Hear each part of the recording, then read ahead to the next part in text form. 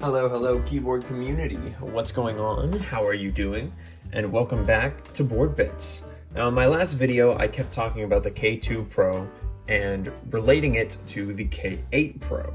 Well, I have the K8 Pro here for you, and I want to compare the two because everybody talks about the K8 Pro, but nobody talks about the K2 Pro. Now, stop and listen just for a sec while I compare the space bars, which is the first thing that made me want to choose this one over this one.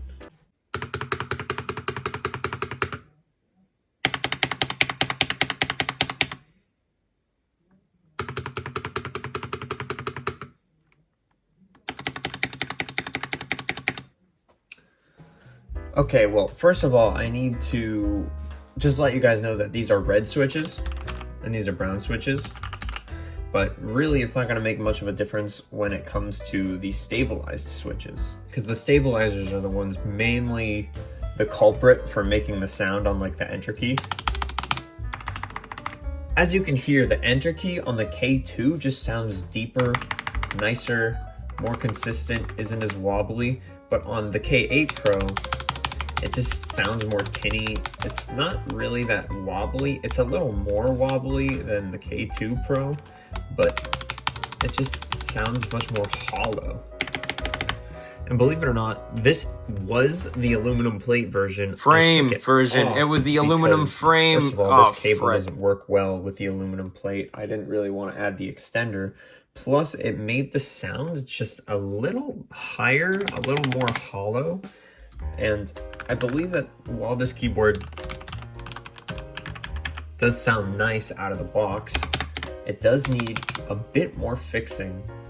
Another minor gripe I have, especially when plugged in, is that this charging light is like always on. And if you want to buy it and use this constantly with it plugged in, you're probably going to need to buy one of those little webcam things to put over this thing, so that way when your computer's plugged into it overnight, it's not just constantly shining a green beam across the dark room with the charging indicator. I like it way better tucked away here on the side here. Both of these are essentially the same keyboard.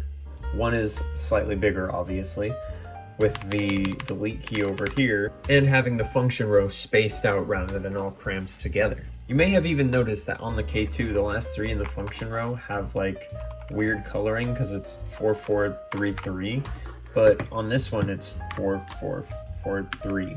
Now this keyboard has the exact same issue, or when I bought both of these, they both had connectivity issues, and both were fixed by going on the Keychron website and updating the Bluetooth firmware. And now they both work almost flawlessly. Let's let it connect for just a sec. So that's what I mean by this charging indicator over here being on. It isn't plugged in right now, but when it is, even when the computer isn't on, the charging indicator, this light, is gonna constantly be on. And if you have a different color other than green and you wanna plug it in, let's do that right. This light is always either going to be red or green, depending on whether or not it is charged. So if you have blue going on, you might not want this red light or green light, depending. You might think that's cool, but for me, I definitely want to cover it up with something. So I'm going to get one of those webcam things because I think I've decided that I want this keyboard instead, despite all the cons I listed. Why?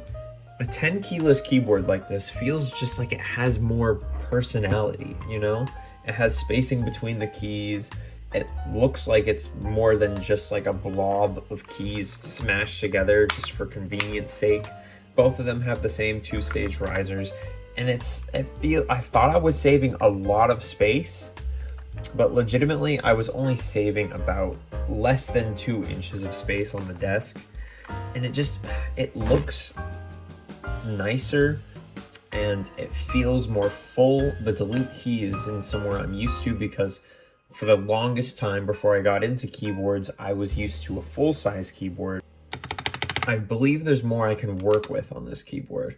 And regardless of which one of these two you buy, if you want to get switches and keycaps, well, keycaps are going to have enough keys regardless, but regardless whether or not you get this one Or this one, despite them having a different amount of keys, usually this will have 87, 75% will usually have 84. I believe this is 84 and 87, both of which are still gonna need to buy a 90 pack of switches, because switches usually don't come in exact amounts. They come in like 70, 90, 110 kind of. So with this being a keyboard that I mainly want to use plugged in but also want to have wireless connectivity, I believe that having more personality and having more to work with is going to be better suited for what I want in a keyboard, despite this thing being super annoying. And believe it or not, this charging indicator is the main reason I was originally going to return this one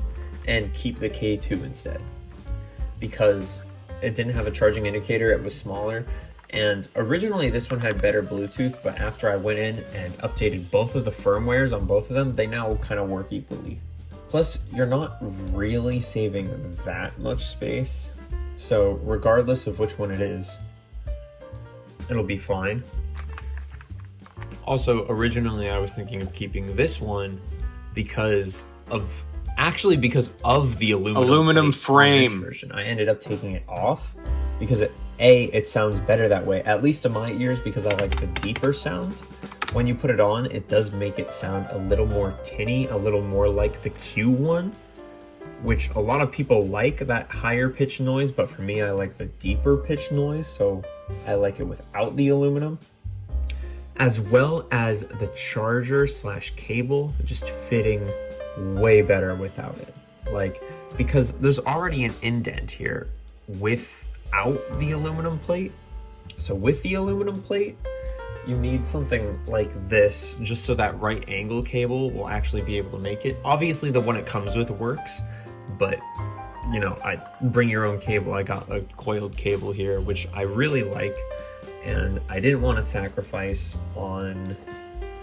give up on using this cable just because I got a 10 keyless keyboard over a 75%. But something just irked me about using this, because despite it having everything I wanted, it felt like it had zero personality. And also, a weird thing for me is I really like to clean my keyboard. I like to make sure that underneath there's not a lot of specks, and it's harder to do that when you can't see any of the actual top case underneath. You can do it, but with this keyboard, I believe that will be easier because you can actually see underneath the keycaps and kind of see the switches through the side, which I believe will be better for me. Hopefully you guys found this informative as to why I'm choosing the K8 Pro for myself over the K2 Pro, but I will say the price difference negligible, maybe 10 bucks, maybe that. Probably less for what I spent. It was probably like a $7 difference with tax. But honestly, if you really don't mind not having any space between the keys, or you don't know what the heck I mean by having personality, get this one instead. Like 99 for everyone who doesn't really care about having personality in their keyboard. I recommend this one over the K8 in almost all situations, but I'm weird. I like my keyboard to have a thing called personality. I like the layout of this better. The delete key is just like where I like it to be. I get a whole nother stabilizer to mess with over here on the right shift that I'll never use in my entire life. But I like to have it for some reason. It feels more natural to me. It feels more like my vibe. So this is why I'm keeping the K8 Pro and I'm making this my new keyboard versus the K2 Pro.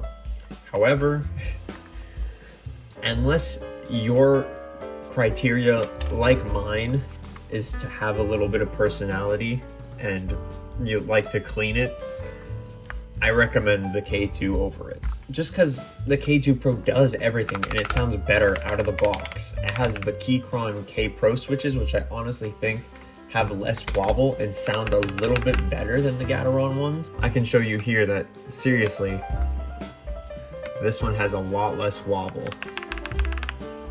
So if you like the deeper sound, if you like it sounding good out of the box, if you like having stabilizers that you don't need to mess with, and You can change out the keycaps or not. I recommend the K2 Pro for most of you.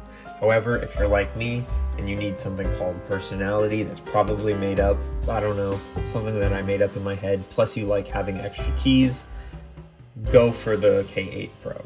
But for all of those people saying the K8 Pro doesn't need to be modded, it definitely does need some work. But I'm cool with that. I like putting work into keyboards. That's my thing. But the true champ of not needing to be modded at all is definitely the K2 Pro. Those are my thoughts. Thank you for catching this episode of Board Bits. I hope to see you guys again. And in the next episode, hopefully I'll be making this keyboard mine.